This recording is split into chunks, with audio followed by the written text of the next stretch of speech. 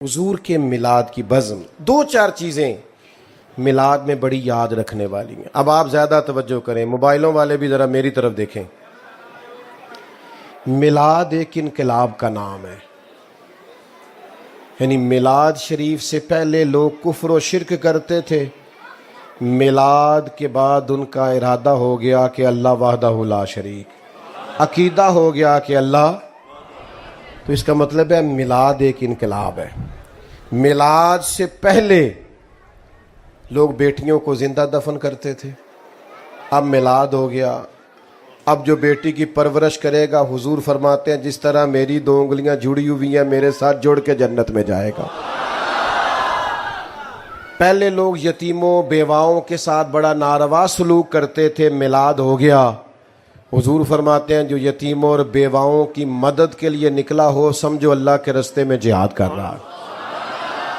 پہلے برادری، قبیلہ، رنگ، نسل کی تفریق تھی، پھر میلاد ہو گیا، حضور نے فرمایا سارے ہی جناب آدم کی اولاد ہے، کسی عربی کو اجمی پر، گورے کو کالے پر کوئی فضیلت حاصل نہیں ہے۔ تو میلاد انقلاب ہے، لیکن اگر ہم میلاد بھی منائیں اور انقلاب کو بھی نہ سمجھیں، یعنی میلاد منانے والا بھی بہو یا بیٹی سے صحیح سلوک نہ کرے، اس کا مطلب ہے کہ وہ پھر میلاد اس کو سمجھا، وہ میلاد کو سمجھا۔ ادھر دیکھو، اگر بہو کے ساتھ گھر میں ظلم ہوتا ہے، بیٹی کے ساتھ، بہو بیٹی ہوتی ہے نا، تو پھر لوگ میلاد کو سمجھے۔ اگر بہو کا باپ آ کے منتیں کر رہے ہیں نا سسرال والوں کہ چلو مہربانی کرو، اے میرے لاڈا نال بھی انج دی ہو گئی ہے بیچاری، تو پھر آپ میلاد کو تو نہیں سمجھے۔ بچی کا باپ تو رو رہا ہے آپ کے سامنے، تو آپ تو نہیں سمجھے میلاد کیا ہے۔ بیٹی کے گھر سے شکایت آئے کام ٹھیک نہیں کرتے تو کہتے ہیں عمر کم ہے، سیکھتے سیکھتے سیکھ جائے گی، اور بہو سے کام ٹھیک نہ ہو تو فتوی بدل جاتا ہے، کہتے تینوں سکھا کے نہیں کلیا تیری ماں نے، تو اپنی بیٹی کے بارے میں تو تیری رائے اور ہے۔ تو بیٹیوں کے ساتھ تو اپنا رویہ، یہ جو سسرال کا معاملہ ہے نا، بیٹیوں کے سسرال کا، آپ کو پتہ نہیں، بہت سارے باپ رات کو سوتے نہیں، بچی کی اماں وظیفے پوچھ رہی ہے کہ سسرال میں بڑی زیادتی ہوتی ہے، کچھ بتاؤ میری بیٹی کو سکون ہو جائے۔ تو میلاد منانے والے بھی ایسا کرتے ہیں، وہ بھی یہ تکلیف دیتے ہیں۔ اور اگر تیرے گھر کے سامنے رات کو 10,000 روپے کا فاسٹ فوڈ آیا کھڑا ہے، اور تیری اسی گلی کے اندر ایک گھر ایسا بھی ہے جو میاں بیوی آپس میں مشورہ کر رہے ہیں کہ صبح بچوں نے ناشتہ کرنا ہے تو پراٹھے بنانے کو گھی کوئی نہیں، تو پھر تو نے میلاد شلاد کوئی نہیں منایا، تجھے نہیں پتا میلاد کیا ہے، پھر تو خود غرض ہے، تو اس کی تو نبی پاک صلی اللہ علیہ وسلم نے نفی کی ہے، پھر تو سمجھا ہی نہیں میلاد کیا ہے۔ اور اگر تجھے پتا ہے، تو جانتا ہے کہ فلاں جگہ میرے کہہ دینے سے، سفارش کر دینے سے، بات کر دینے سے غریب کا، یتیم کا، بیوہ کا بھلا ہو سکتا ہے، لیکن تو کہتا ہے مینوں کی لگے، تو پھر تو میلاد کو سمجھا، پھر تو نے اس مزاج کو، اس ماحول کو پرکھا۔ میں عرض کروں کہ یہ کوئی رسم ہے کہ حضور کا ذکر پاک کرنا اور اس پر نعرے لگانا اور بالکل نہ بدلنا اندر سے؟ یہ کوئی اللہ تعالیٰ معاف فرمائے کہ نیرے کمکمے لگا دینے سے اور لائٹیں لگا دینے سے حق پورا ہو گیا؟ نبی کریم علیہ السلام نے فرمایا تم اتنی دیر تک مومن نہیں ہو سکتے جب تک تمہاری خواہشات اس دین کے تابع نہ ہو جائیں جو میں لے کے آیا ہوں۔ کوئی نہیں، حضور فرماتے ہیں تم نے خواہش بھی وہ کرنی ہے جو میرے دین کی رضا ہے، تیری خواہشیں اب وہ ہونی چاہیے جو رسول پاک کے دین کی مرضی ہے۔ وہ کون سا غلام ہے جو اپنی مرضی کرتا ہے پھر بھی غلام ہے؟ آپ کا ملازم کرے نا اپنی مرضی تو لگ پتہ نہیں جاتا۔ آپ کہتے ہیں میاں سویرے 8 بجے آنا ہے تو وہ آئے ہاں 8:30 بجے، اچھا کوئی کام بھی نہ ہوئے تو افسر کہندا میں پھر بھی افسری کرنی، اس نے کہا میں مجبور ہو گیا، کہندا نہیں ٹائم 8 بجے دا سی، تو پاویں کوئی کام نہیں سی پر چونکہ تو ڈیوٹی کرتا ہے لہذا 8 بجے، صحیح کہہ رہا ہوں؟ ایسے ہی ہے، پھر وہ درمیان میں اونگ بھی نہیں سکتا، سو بھی، چھٹی سے پہلے کوئی ذاتی کام بھی کر سکتا۔ یہ حضور کے غلام ہیں ہم، نبی کا کریم نے فرمایا فجر میں مسجد آؤ, کہنا میرے لیے دعا کریا کرو میں نماز پڑھا. میں کہا واہ بھائی واہ, کیا بھولا ہے تو, باقی سارے کام تو بغیر دعا کے کرتا ہے, اور نماز کا کہا تو کہتا ہے دعا کریا کرو. تو میں تو اب چونکہ تھوڑا سا خشک ہوں تو بعدوں کا سخت بات بھی کر دیتا ہوں سمجھانے کے لیے, کیونکہ کڑوی دعائی کا بھی. ایک دوست کو میں اکثر کہتا نماز پڑھو, وہ ہر دفعہ مجھے کہتا دعا کرو میں نمازی ہو جاؤں. میں کہ تو سرکاری ملازم ہے, ہر مہینے تیری تنخواہ بینک کے چوندی, تو کدی نہیں دعا کرائی کہ دعا کرو میں لین ٹوٹ جا, میرا دل نہیں کرتا تنخواہ لین کرائی کدی کسی نے, نماز ہی دعا کراندے نے. کیا مذاق بنایا ہوا ہے. آپ نے جو اہمیت اپنے کاروبار اور ڈیوٹی کو اور دکان کو دی ہے, وہ آپ نے دی ہوتی نا کبھی نماز کو, یہ بات ہی نہ کرتے. تو غلام ہے اور تو سویا رہا, یہ کیسے ہو گیا؟ ڈرائیور سویا رہے نا آپ کا, آپ نے کہیں جانا ہو تو آپ اسے کہیں گے میاں صاحب کر, میں نے نکلنا تھا اور تو سو رہا تھا. جرت ہے اس کی, وہ تو بیچارہ ٹاکی شاکی لے کے پہلے کھڑا ہوتا ہے کہ صاحب آ رہے ہیں. تو یہ کیا بات ہوئی کہ نہ ظہر میں, نہ عصر میں, نہ مغرب میں, نہ عشاء میں, نہ تلاوت میں, نہ عبادت میں, اور اس پر یہ کہ میں غلام ہوں. تو بھائی میلاد کو سمجھو, رویے کو بدلو, اس میلاد سے نماز شروع کر لیں. کوئی پوچھے ماشاءاللہ نماز شروع کر لو, کوئی یہ میلاد والی نماز ہے, میں نے عید میلاد سے شروع کی تھی, اس میلاد سے داڑھی رکھ لو. دوست پوچھیں یہ کیا, کو بس میں نے میلاد شریف والے دن سے رکھی ہوئی.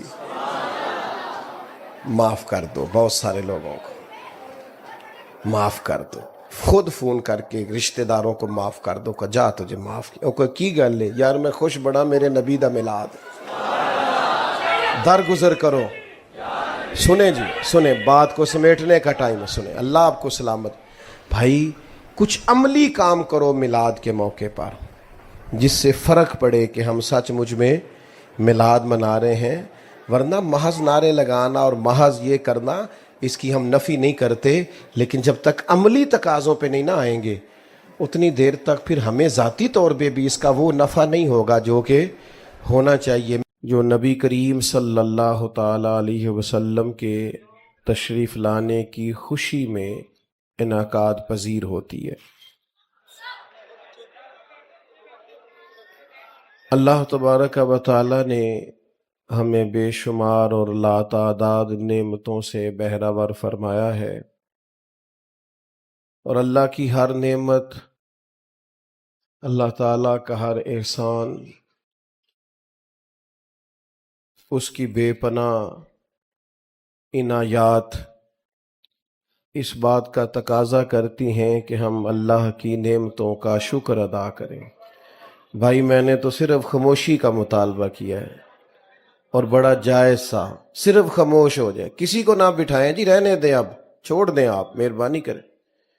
دیکھو یہ ادب ہے بیٹا, آپ سارے آپ بیٹھ جائیں جی, آپ حضرات یہ سب جو بیٹھے ہیں تو آپ کیوں کھڑے ہیں, جلدی سے بیٹھ جائیں بھیا, بیٹھ جائیں. او بھائی موبائل تو سب کے پاس ہے, اب سب نے تھوڑا ویڈیو بنانے لگ جانا ہے, یہ اتنی ساری دنیا بنا رہی ہے, یہ آپ کو دے دے گی انشاءاللہ, آپ بیٹھ جائیں. اور اگر آپ کو صرف ویڈیو چاہیے تھی تو مجھے بتاتے, میں نہ آتا ویڈیو بھیج دیتا. میں تو آپ سے بیٹا بیٹھ جاؤ, او موبائل والے بھائی بیٹھ جاؤ, او سلامت رہو, لمبی زندگی عافیت والی اللہ دے. بولے نہیں آپ, یہ چپ کرانے والے کبھی چپ کر جائیں نا, نہ اشارہ کرو بھائی, نہ کرو. اللہ تعالیٰ ڈھیروں برکت. محفل میں نا محو ہوا کریں, یہ ادب والی محفلیں ہیں, آپ اس میں آداب کا خیال رکھا کریں, سب سے ضروری ادب کا, باقی چھوڑ دیں. یہ جو ہمیں کہنا پڑتا ہے بیٹھ جاؤ, ہمیں تو اس میں بھی دقت ہوتی ہے کسی کا دل نہ ٹوٹ جائے, کیونکہ یہ محفل بڑی ادب والی. بھیا آپ بھی اگر بیٹھ جائیں گے تو میرا خیال ہے برکت ہو جائے گی. اللہ سلامت رکھے. سب کو کہہ رہے ہیں تو آپ بھی تو پیارے ہیں نا ہمارے, تو آپ بھی تو بات سنیں گے نا. اب مہربانی کریں, 2-4 باتیں کر لینے دیں, اور اگر آپ زیادہ باتیں کریں گے تو پھر حال یہ ہے کہ ہم دعا کر دیں گے. مہربانی کریں, آج تو آپ نے میرے ذمہ باتیں کرنے لگایا, آپ خود باتیں کرنے لگ گئے. جس کی ڈیوٹی ہے اسے کرنے دیں, چھوڑ دیں بھائی, بھائی پہ چھوڑ دیں. اللہ آپ کو سلامت رکھے, آپ سارے بڑے پیارے ہیں.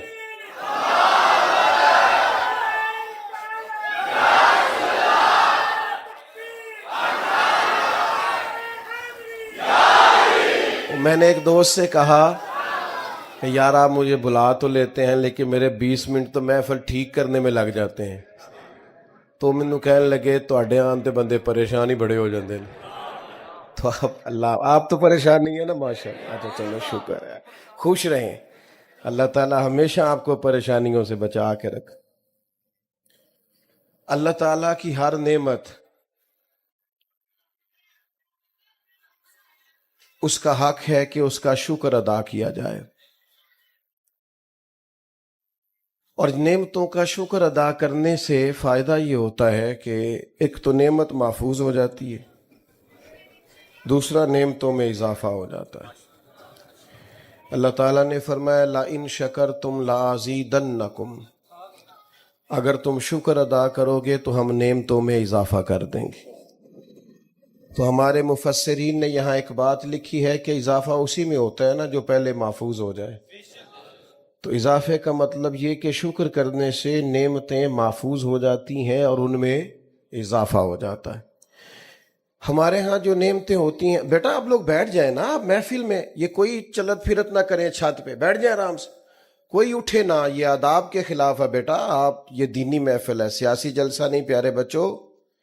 اس میں آپ سے ذرا کوئی اللہ نہ کرے اللہ کے گھر کی بے ادبی ہو گئی تو بڑا مسئلہ ہو جائے گا. بیٹا آپ کیوں چل رہے ہیں، بیٹھ جاؤ وہیں پہ، ادھر آ جاؤ واپس. شاباش، اللہ تعالیٰ آپ کو لمبی زندگی، عزت اور سعادت اور علم و عرفان والی عطا کرے. اطمینان سے بیٹھ جائیں سارے دوست، کوئی چلت پھرت نہ کرے. تو ہمارے ہاں یہ ہوتا ہے کہ چونکہ ہم قدر نہیں کرتے نعمتوں کی، بلکہ ہوتا یہ ہے کہ جو نعمت موجود ہوتی ہے اس کی قدر نہیں ہوتی، اور جو موجود نہیں ہوتی اس کے لیے مایوسی ہوتی ہے کہ فلانی چیز کوئی نہیں، اگر مل جائے نا. اور بھائی جو ہے اس کی قدر کرنا، پہلے اس پر شکر ادا کرنا، اللہ کی طرف متوجہ ہو، اس نعمت کے بارے میں احساس پیدا کر. جو نہیں ہے اس کا تقاضا تو ہے، تو جو کریم نے اپنے فضل سے دے رکھی ہے اس پر تو توجہ کر.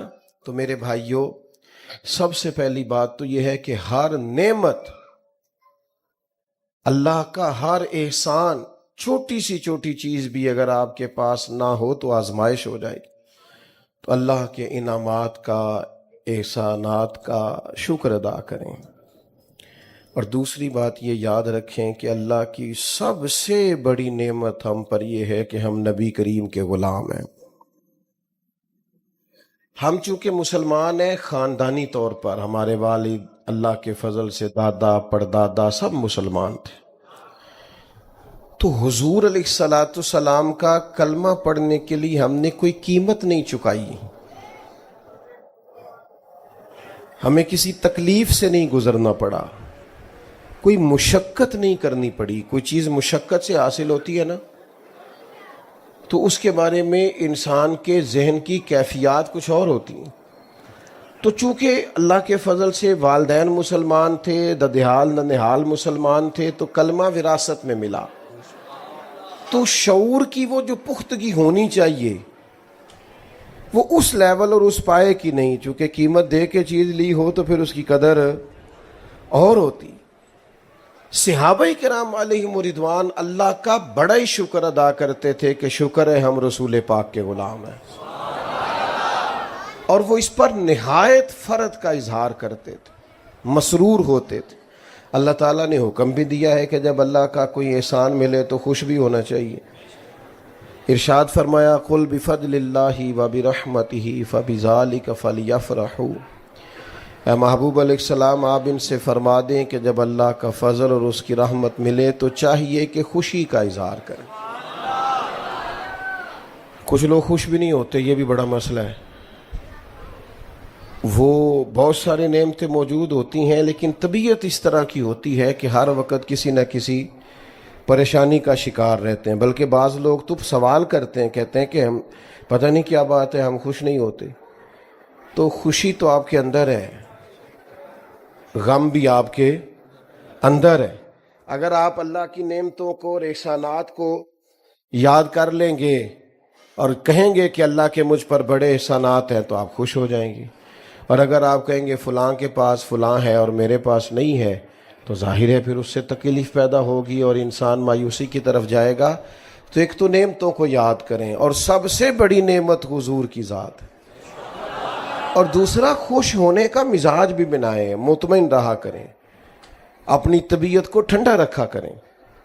یعنی ان چیزوں کو یاد کیا کریں جو دل کو سکون دیتی ہیں. اگر اس چکر میں الجھ جائیں گے کہ فلاں چیز نہیں ہے فلاں چیز نہیں ہے تو پھر تو ڈھیروں چیزیں ایسی نکل آئیں گی جو ہمارے پاس نہیں ہیں. تو سمجھنے کا مقام یہ ہے کہ محفل میلاد اس مقدس اجتماع کو کہتے ہیں جس میں نبی پاک کے تشریف لانے پر لوگ اللہ کے شکر کے طور پر محفل سجا کے بیٹھتے ہیں. تو بعض دوست ایسے ہیں جو محفل میلاد کے معاملے میں بڑا سخت رویہ رکھتے ہیں. بڑے کھلے دل سے اور بڑے حوصلے کے ساتھ بات کر رہا ہوں. اب ظاہر ہے کہ دور بدل گیا ہے اور میڈیا میں ہر چیز کھل کے آ گئی ہے. مجھے بتائیے گا بھلا یہ محفل میلاد میں کیا ہوتا ہے؟ پہلے قرآن مجید کی تلاوت ہوتی ہے، اس کے بعد کون سی چیز ناجائز ہے اس میں، وہ آپ بتا دیں، نکال دیتے ہیں محفل میں سے. کوئی ایک چیز بتائیں آپ. سب سے پہلے کیا پڑھا گیا؟ قرآن مجید، پھر حضور کی نعت، اس کے بعد واعظ و نصیحت، پھر صلاۃ و سلام، پھر دعا، پھر لوگوں کے لیے کھانا. تو بھائی اس میں سے جو چیز ناجائز ہے نا شریعت سے ٹکراتی ہے وہ آپ بتا دیں، وہ بیچ میں سے نکال دیتے ہیں. آپ بتا دیں. کسی چیز کے مجموعے کا نام عمل ہوتا ہے نا. آپ نے نماز پڑھی تو ایک مجموعہ ہے کہ آپ کے کپڑے پاک ہونے چاہیے، جگہ پاک ہونی چاہیے، نماز کا وقت ہونا چاہیے، نیت ہونی چاہیے، سمت قبلہ کا تعین ہونا. یہ اس مجموعے کے ساتھ آپ مسجد میں حاضر ہوئے تو آپ کی نماز ہو گئی. تو کوئی بھی چیز کسی مجموعے کا نام ہے نا. تو محفل میلاد بھی مجموعہ ہے. قرآن مجید کی تلاوت، سرکار کی نعت پاک، واعظ و نصیحت، سلام و دعا اور ممکن حد تک لنگر. تو اس میں کیا ناجائز؟ تو بلا وجہ امت میں تفریق پیدا کرنا، بلا وجہ لوگوں کے ذہنوں کو منتشر کرنا اور بلا وجہ محاذ کھولے رکھنا سمجھ میں نہیں آتا. محفل میلاد کریں اور خوب اللہ کا شکر ادا کریں کہ مالک تیرا شکر ہے ہم حضور کے غلام ہیں. PhD تعلیم ہوتی ہے آدمی کی اور کئی ممالک میں اس کا بزنس پھیلا ہوا ہوتا ہے اور وہ بڑا سمجھدار، معاملہ فہم ہوتا ہے. لیکن ہدایت سے دوری کا یہ حال ہے کہ وہ اپنے ہاتھ سے بنائے ہوئے بت کے سامنے ہاتھ باندھ کے کھڑا ہو رہا ہے، عبادت کر رہا ہے. یہ خدا کا شکر ادا کرو کہ اللہ نے ہمیں میلاد والے محبوب عطا کیے تو انہوں نے ہمیں بتایا کہ تمہارا رب ہے، تمہیں پیدا کرنے والا، پالنے والا، نعمتیں دینے والا. ہمارا یہ جو شعور کی بلندی ہے نا، یہ نبی پاک کے میلاد کا صدقہ ہے. ہم نے جو اللہ کو پہچانا ہے، اپنے آپ کو پہچانا ہے، ہم نے حقوق کو پہچانا ہے، معاشرے اور سوسائٹی میں اقدار بلند ہوئی ہیں، اخلاق بلند ہوئے. تو یہ سب اس میلاد پاک کی تصدق اور اس کے وسیلے اور اس کی برکت سے ہوئی. تو ہمیں تو بہت زیادہ اظہار تشکر کرنا چاہیے، سمٹ جانی چاہیے ہماری طبیعتیں. حضرت انس بن مالک رضی اللہ تعالیٰ عنہ فرماتے ہیں کہ ایک شخص، ایک اعرابی، ایک صحابی حضور کی بارگاہ میں حاضر ہوئے اور عرض گزار ہوئے کہ یا رسول اللہ صلی اللہ علیہ وسلم قیامت کب آئے گی؟ تو کریم فرمانے لگے کہ آپ کی کیا تیاری ہے قیامت کے لیے؟ یہ بخاری میں موجود ہے. تو انہوں نے عرض کی یا رسول اللہ صلی اللہ علیہ وسلم کوئی زیادہ نفلی روزے تو نہیں رکھ سکا، زیادہ نفلی نمازیں تو نہیں پڑھ سکا، پر اللہ اور اس کے رسول سے پیار بڑا کرتا ہوں.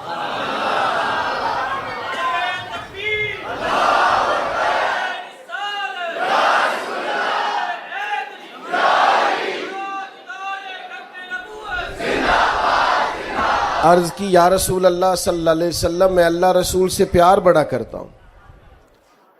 تو ہر عبادت پر ثواب کا حضور بیان کرتے ہیں نا، تو یہ انہوں نے عرض کیا نا کہ میں اللہ رسول سے پیار بڑا کرتا ہوں. تو حضور نے اس کا بھی اجر بیان کیا. فرمایا سن پھر تو جس سے تو پیار کرتا ہے نا، قیامت والے دن تو اسی کے ساتھ ہوگا. فرماتے ہیں وہ خوش ہو گئے، چلے گئے. اب حافظ منذری نے ترغیب و ترہیب میں لکھا ہے کہ حضرت انس بن مالک کہتے ہیں میں نے عرض کی بعد میں یا رسول اللہ مجھے اللہ سے بھی بڑا پیار ہے، اللہ کے رسول سے بھی بڑا پیار ہے، حضرت صدیق اکبر سے بھی بڑا پیار ہے، حضرت فاروق اعظم سے بھی بڑا پیار ہے۔ تو حضور نے فرمایا کلیہ سب کے لیے ایک ہے، جو جس سے پیار کرے گا جنت میں اسی کے ساتھ ہوگا۔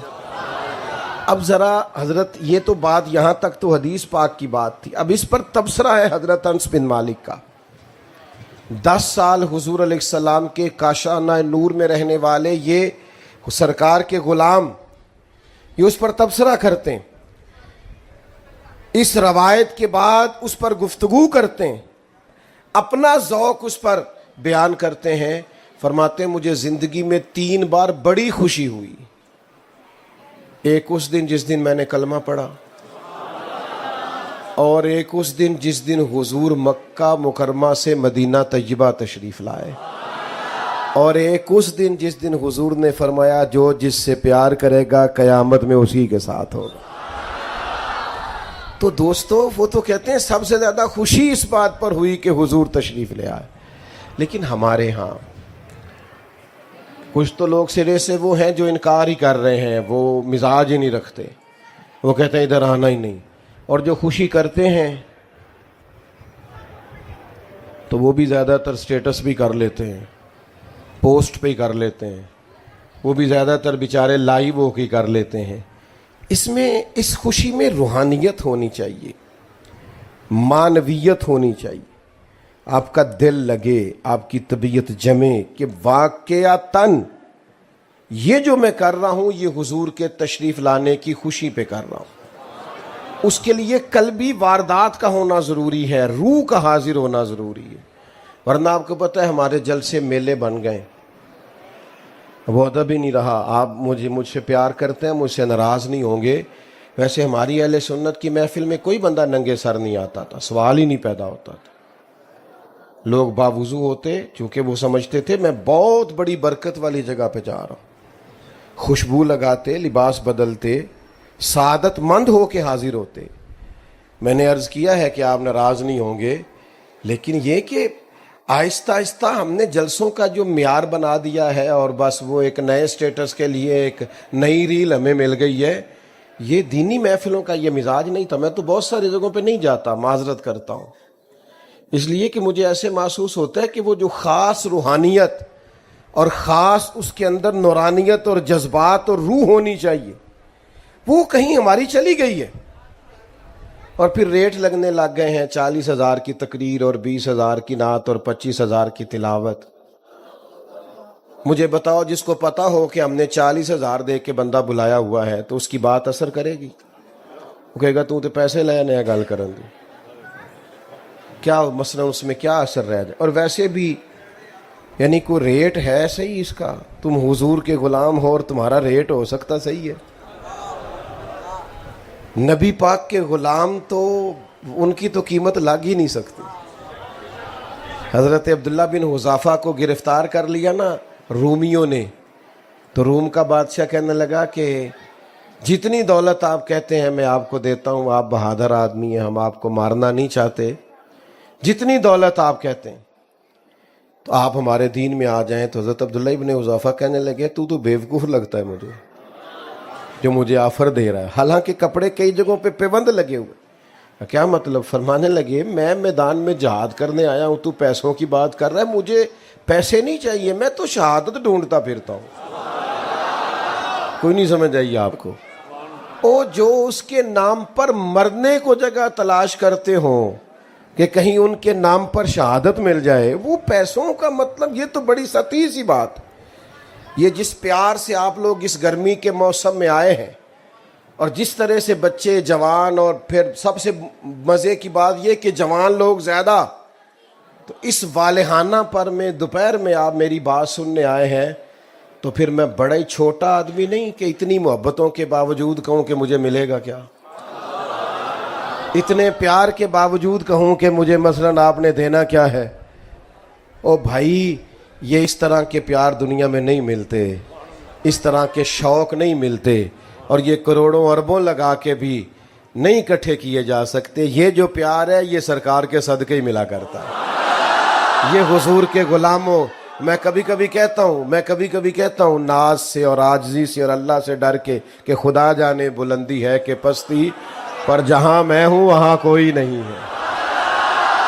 جہاں میں ہوں وہاں میں اپنی حیاتی تو قربان تھی وہاں، ویکھو ساری محمد محمد پکیندے گزر گئی. محمد پکیندے گزر گئی. ماشاءاللہ.